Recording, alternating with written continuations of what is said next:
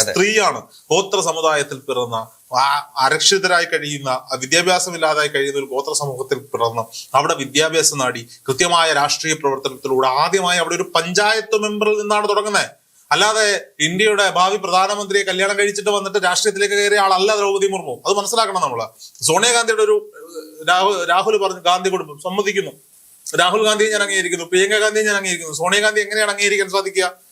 സോണിയാഗാന്ധി ഒരു അന്യ രാജ്യത്ത് പിറന്ന ഒരാൾ, രാജീവ് ഗാന്ധി എന്ന് പറയുന്ന ഇന്ത്യയുടെ പ്രഗത്ഭനായ രാഷ്ട്രീയക്കാരനെ, അതെങ്ങനെ രാഷ്ട്രീയക്കാരനായി എന്നുള്ള ചോദ്യമൊക്കെ മാറ്റിവെക്കാം. ഒരു പക്ഷേ ഇന്ദിരാഗാന്ധിയുടെ മകനായതുകൊണ്ട്, നെഹ്റുവിന്റെ കൊച്ചുമകനായതുകൊണ്ട് ഒക്കെ. അപ്പോ സോണിയാഗാന്ധി ഇന്ത്യയിലേക്ക് വരുന്നു. ആ കുടുംബത്തിന്റെയും ആ കുടുംബം കൈയാളുന്ന രാഷ്ട്രീയത്തിന്റെയും മുഴുവൻ ചരട് ഭാവിയിൽ സോണിയാഗാന്ധിയുടെ കൈകളിലേക്ക് എത്തുക.